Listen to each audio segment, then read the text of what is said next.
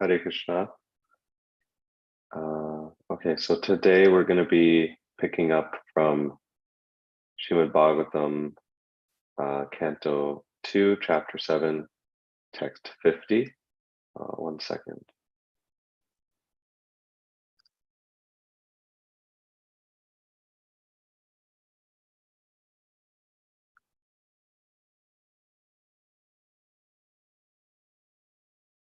So I'll share my screen here. And we can read and then have some short discussion of some of the main points in the verse. Namo Vishnu Padaya Krishna Pashtaya Bhutale Srimate Bhakti Vedanta Swami Niti Namine Namaste Saraswati Deve Gauravani Pracharine Nirvishesha Shunyavadi Paschatya Deshatarine Jaya Shri Krishna Chaitanya Prabhu Nityananda Shri Advaita Gadadhara Shivasadi Gauravakta Hare Krishna, Krishna Krishna, Hare Hare, Hare Rama, Rama Rama, Hare Hare. So, Srimad Bhagavatam, Canto 2, Chapter 7, Text 50. Om Namo Bhagavate Vasudevaya, Om Namo Bhagavate Vasudevaya, Om Namo Bhagavate Vasudevaya. So reading the verse here. Soyam te bihitastata Bhagavan Vishwa Bhavana Samasena Harir Nanyad Anyasmat Sad Asachayat. Then the word for word. Sa, that. Ayam, the same. Te, unto you. Abhihita, explained by me. Tata, my dear son. Bhagavan, the personality of Godhead. Vishvabhavana, the creator of the manifested worlds. Samasena, in brief. Hare, without Hari, the Lord. Na, never. Anyat, anything else. Anyasmat, being the cause of.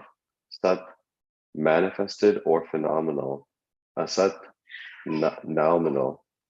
Cha, and. Yet, whatever there may be. So translation and purport by Srila Prabhupada. My dear son, I have now explained in brief the Supreme Personality of Godhead, who is creator of the manifested worlds. Without him, Hari, the Lord, there are no other causes of the phenomenal and nominal existences. Purport. Since we generally have the experience of the temporary material world and conditioned souls trying to lord it over the material worlds, Brahmaji explained to Narada Dev that this temporary world is the work of the external potency of the Lord, and that the conditioned souls struggling here for existence are the marginal potency of the Supreme Lord, the personality of Godhead. There is no cause for all these phenomenal activities but him, Hari, the Supreme Lord, who is the primeval cause of all causes. This does not mean, however, that the Lord himself is distributed impersonally. He is aloof from all these interactions of the external and marginal potencies. In the Bhagavad Gita 9.4, it is confirmed that by his potencies alone, he is present everywhere and anywhere. Everything that is manifested rests on his potency only, but he, as the Supreme Personality of Godhead, is always aloof from everything. The potency and the potent are simultaneously one and different from one another. One should not deprecate the Supreme Lord for the creation of this miserable world, just as one should not blame the king for creating a prison house in the government. The prison house is a necessary institution of the governmental establishment for those who are disobedient to the laws of the government. Similarly, this material world, full of miseries, is a temporary creation of the Lord for those who have forgotten him and are trying to lord it over the false manifestation. He, however, is always anxious to get the fallen souls back home, back to Godhead. And for this, he has given us so many chances. He has given so many chances to the conditioned souls via the authoritative scriptures, his representatives, and personal incarnations also. Since he has no direct attachment to this material world, he is not to be blamed for its creation. Om Jnana-timirandasya Jnananjana Shalakaya Chakshurunmilitam Yena Tasmai Shri Gurave Namaha. So in this chapter of the Bhagavatam, Lord Brahma has been speaking about different incarnations of the Lord and different potencies of the Lord. And so here we're reaching the end of the chapter. So Lord Brahma is concluding his description of the Supreme Lord and his potencies. So again, the translation, he says, "My dear son," speaking to Narada, "I have now explained in brief the Supreme Personality of Godhead, who is creator of the manifested worlds. Without him, Hari, the Lord, there are no other causes of the phenomenal and nominal existences." So there are kind of two main points that Prabhupada is highlighting in this purport that I can pull out. In this first paragraph, Prabhupada is expanding on how, on the fact that there is no cause other than Lord Krishna himself. And he also clarifies that even though the Lord is causing the existence of all, material creation, as well as everything beyond material creation, that does not mean that he is distributed impersonally. So, and he says that Krishna is aloof from all these interactions of the external and marginal potencies. So, basically, there's so much discussion in the Bhagavatam about the nature of the Lord's existence and his relationship with his material creation specifically, and also with the nature of the jiva. But basically, it's definitely an aspect of our philosophy that can be hard to. It's not possible actually to grasp, like kind of with our logical minds. But essentially, the Lord creates the material world, and he, in one sense, he is everything. He is both the creator and the created. He is the energy and the energetic, and yet he is the Shakti behind all of existence, and simultaneously he is aloof from it, meaning that, and the point of this is to say that the Lord, while being related to his material creation, he is not under the influence of material creation. And this is something that's very important for devotees to understand, because otherwise we can very easily slip into misunderstanding of the Lord's pure and exalted position. So in this first paragraph, Prabhupada is explaining how the Lord is simultaneously the cause of the material existence while also being aloof from it. And then in this second paragraph, which I thought was pretty interesting for Prabhupada to bring up, he's explaining how the Lord is not to be blamed for the existence of this material existence. And kind of the context behind that is that one could say that, okay, if the Lord is the cause of material existence, and if he's the cause of the jiva being under the influence of material existence, wouldn't we say that he might be the one to blame for the jiva being under the influence of material existence? Maybe someone, especially if someone is going through suffering times, usually when people are going through the good times, they don't think, who should I blame for my good fortune? But somehow or other, when people are going through the difficult times is when we look for someone to blame. And so this is especially a common, this is kind of a common argument from, atheists, at least against the idea of an all, what's the word, all munificent Lord, an all good Lord. Um, they say that if your God is all good, then why are we suffering in this world? Simply put, why do bad things happen to good people, or vice versa? Why do good things happen to bad people? And of course, in a lot of Judaic religions, Christianity, Islam, Judaism, they don't really have much to hold up to that particular point, as well as others, mainly because there's no concept of karma or cyclical time or reincarnation. So that can be a kind of a stumping argument. But from the vantage point of the Vedas, karma explains a lot of that. Karma explains how something can happen to someone in one life, and it can seem as if it is an injustice, whether it's something bad happening to someone good or something good happening to someone bad. It may seem unjust, but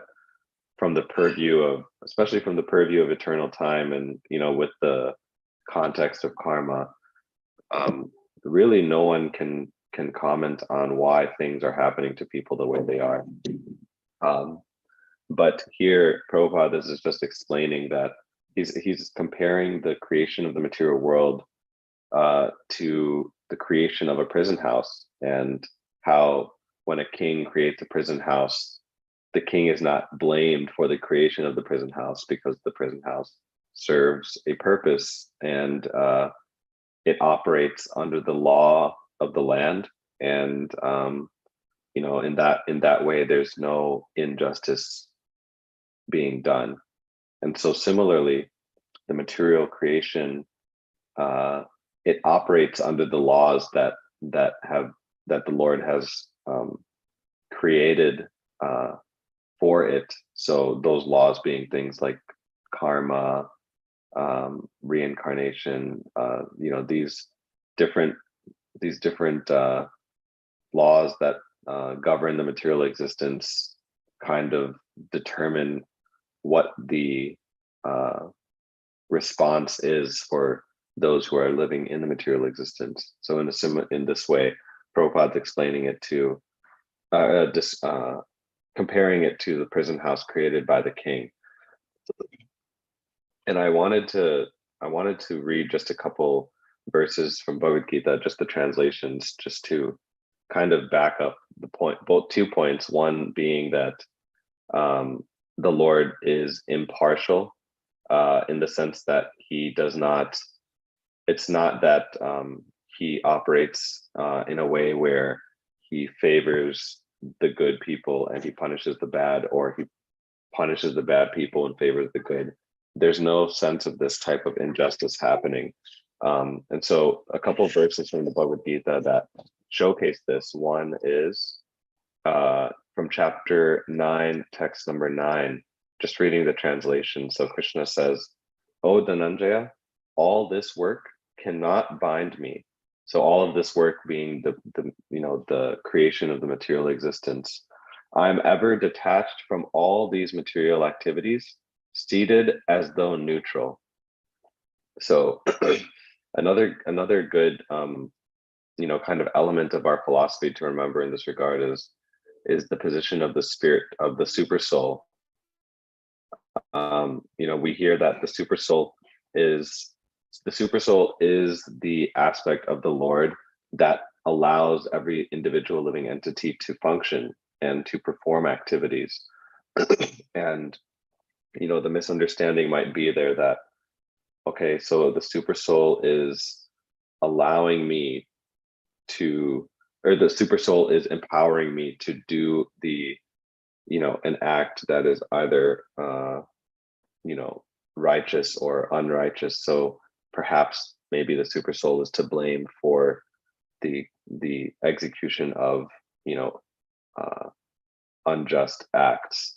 But actually, the super soul is literally there's probably a better word for this, but the word that's coming to mind is the empowerer, meaning that the individual jiva has the ability to decide how it acts in this world, and the super soul is the agency behind that action. So I guess maybe like a very simple example would be that if I want to drive from point A to point B in my car, the car itself is the agent by which I'm able to get from point A to point B. But if I choose to take a left on the road, the car is not going to turn right unless it's malfunctioning. The car will turn in the direction that I direct it to, but it is simultaneous. It is the car that's actually giving me the ability to get from point A to point B. So kind of in a similar way, the super soul, you know, without the presence of the super soul, we would not be able to do anything. But by the presence of the super soul, we're able to act. But the Lord is explaining that he is detached from all of these activities, seated as though neutral. The example is there of the two birds in the tree, and the super soul is the bird, you know, one bird perched on a higher branch, watching the other bird jump from branch to branch, picking the different fruits. So that's like a good kind of vision of this analogy. And then this other verse later on in the same chapter, text 29, Krishna says, I envy no one, nor am I partial to anyone. I am equal to all. But whoever renders service unto me in devotion is a friend, is in me, and I am also a friend to him. So this is kind of the I guess you could say the kind of the sweet caveat that Krishna provides for in regards to his devotees in particular. So we hear that Krishna is impartial, but simultaneously he is partial to his devotees, and there are so many examples in the Bhagavatam and in our Vedic literature about scenarios where Lord Krishna made a particular promise, made a particular vow, and he broke it for the sake of his devotee. So yeah, just wanted to highlight these two verses just as kind of further evidence of the fact that the Lord himself explaining how he is impartial to his material existence. And then finally, I just wanted to read a small excerpt. I have this commentary of Vishwanath Chakravarti Thakur on the Bhagavad Gita. And because I was kind of wondering, like, you know, it seemed like the second paragraph, especially where Prabhupada is explaining how the Lord should not be blamed for the creation of this world. He says the creation of this miserable world. It almost seems a little bit out of the blue, because all Lord Brahma said is that Krishna is the cause of everything. But, you know, Prabhupada is I would say, you know, accurately making this next step in logic, explaining how someone might start to think that because there's suffering in this world, because we're experiencing suffering, who do I look to blame? And then ultimately the blame kind of ends with God himself. And so Prabhupada is standing against that point, and Vishwanath Chakravarti Thakur is as well. So I wanted to read this small excerpt from his commentary. I don't have a visual of it, so you'll just have to hear it. So this is also from Bhagavad Gita, chapter 13, text number 20. So this verse is Prakritim Purusham Chaiva Vidyanadi Ubhav Api Vikarams Cha Gunams Chaiva Vidhi Prakriti Sambhavan. Translation: know that Prakriti and the Jiva and their combination are without origin, and know that the gunas and its transformations also arise from Prakriti. So the hypothetical question is posed: you have described the Paramatma as the knower of the field, But speaking of the Jiva, who is also the knower of the field, how does the Jiva come in contact with Maya? When did it start? So this is a good question. So then Vishwanath Chakravarti Thakur explains, know that that Maya, Prakriti, and the Jiva, Purusha, are both without an origin, Anadi, having no first cause. This is because they are Shaktis of me, the Lord, who is also without origin, Anadi. In verses 4 and 5 of chapter 7, it was said, Bhumir apo nalo vayu kamano buddhirevacha ahankara itiyam me binna prakritir astada apareyam itastvanyam prakritim vidit me param jiva bhutam mahabaho yayedam daryate jagat. From this it is understood that because matter and jiva are both without origin, being my shaktis, their connection is also without origin, anadi. But there is a real difference between them, even though they are mutually connected. Know also that the body, senses, and other elements, and the transformations of the gunas, such as happiness, distress, lamentation, and illusion, all arise from Prakriti. Know that the Jiva is very different from that Prakriti, which has transformed into the field. So, kind of simply put, it's being explained here that there is a relationship between the Jiva and Maya, but first of all, it's important to note that the Jiva is distinct from Maya, but simultaneously the Jiva has been under the influence of Maya since time immemorial, Anadi. And so, in this way, we can also, kind of explain that there is no quote unquote blame to be put on the Lord or on any other kind of element of creation. And it is a fact that the Jiva is has been in touch with Maya since time immemorial. And as Prabhupada explains at the end of his purport, he says,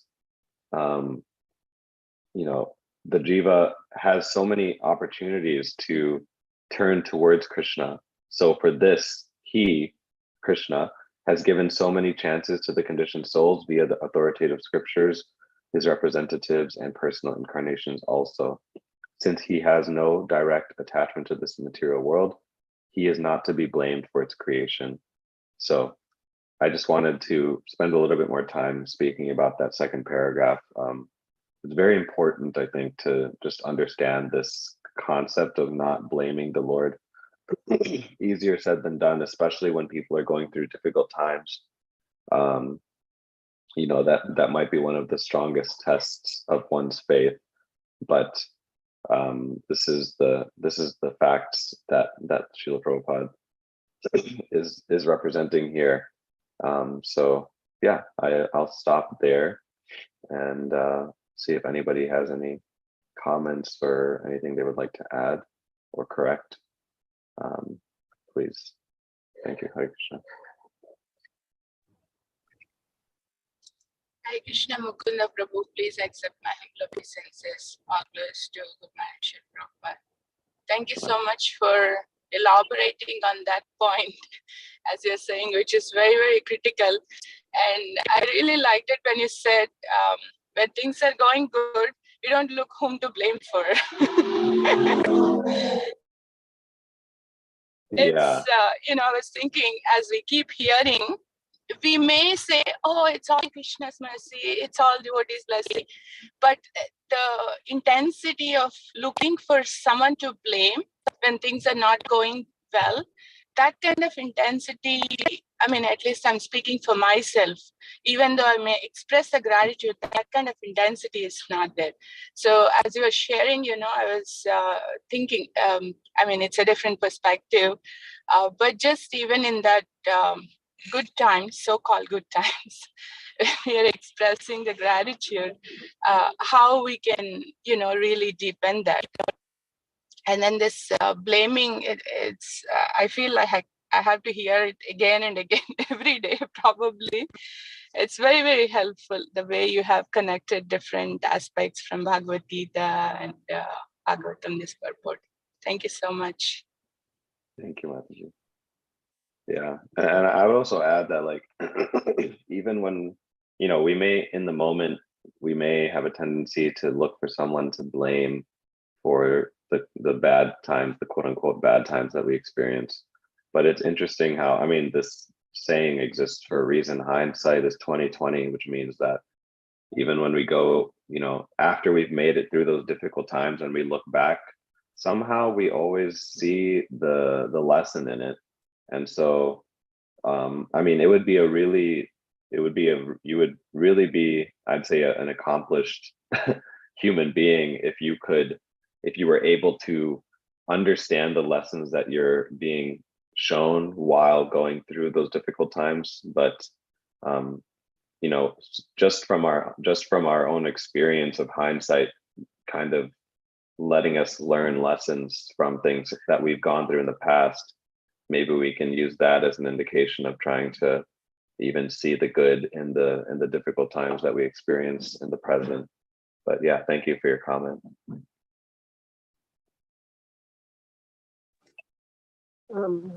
Hare Krishna, Mukunda, please accept my humble obeisances. All glories to Guru Maharaj, Srila Prabhupada. Very excellent class. I just wanted to make a comment on what you said later on from the comment of VCT, that the Jiva soul has been in touch with Maya. I mean, so from the time immemorial. That way, when we think about it, the Jiva soul is in association with the Paramatma through all births. So between the two, at the same time, he is being and you said that to get from point A to point B, we are Paramatma should give that permission. So we have been traveling, in the company of Paramatma as Upadrashta, Anumandasta, Paramatma. And so then why would that Jiva soul so much be influenced by Maya rather than Paramatma? Both. So there is a 3-point thing in the Jiva soul's life, whether to take instruction from Paramatma or from Maya. Is it true? It is subject to both at the same time, and it is more under the influence of Maya, and the Paramatma is like keeping company, like neutral observer. Yeah, so Yeah, I mean, I'm sure we could have a very long discussion about this element alone. And I'm also I'm so bad with like being able to cite Praman and being able to pull up verses on the spot. So I apologize, but I guess the only comment that I would add, and if anybody else wants to add or correct me, I mean, my understanding is that the super soul, I mean, to your point, Maya is actively Maya is active on the Jiva always, as long as the Jiva is in touch with Maya. We hear this phrase, I forget how the saying goes, but essentially, if you're not being influenced by Krishna, you're being influenced by Maya. It's not, you're never sitting in some middle space, right? You're either under the influence of Krishna's internal energy, or you're under the influence of his external energy in the form of Maya. And so even though the Jiva is Tatashta Shakti itself, it is marginal energy, but it is under the influence of external or internal. But then, like you said, the Jiva, as long as the Jiva is existing, in this material world, it is being accompanied by Super Soul. But the Super Soul, it's not actively guiding the Jiva. It's there as like an agent that allows the Jiva to act. So I think all I would say is that it seems that the Jiva is being given the agency to act by the super soul, but the Maya energy is the one that is kind of influencing us as long as we are found in the material world. And so kind of the mission is to become unaffected by Maya and affected by Krishna. I don't know if someone else has something to add. Just now, another thing occurred to me while you were talking. That is, as long as our karma, there is some credits, positive or negative, in our karma account, I suppose until when that is exhausted, Maya will continue to be the more powerful. Until when that is exhausted, the Jiva soul is not going to turn to Paramatma, probably, because it's the only thing I would add as a caveat to that is that because when someone has the influence of these elements that Prabhupada mentioned in his purport, right? He mentioned authoritative scripture.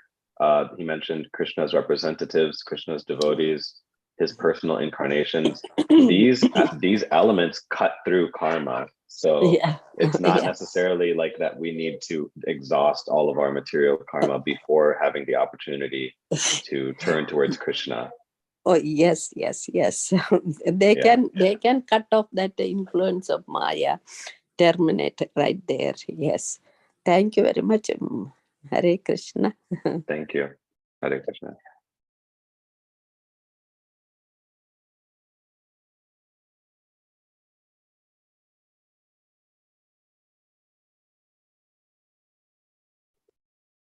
Okay. Any final comments, or we can stop there?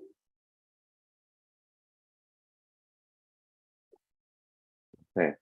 Well, thank you all so much for joining, and hope you have a wonderful day. Hare Krishna. Gopal Hari Prabhu sent a comment. Prabhu might have seen. I don't know. Thank you very much. Oh, yes, thank you. Yeah, thank you, Prabhu.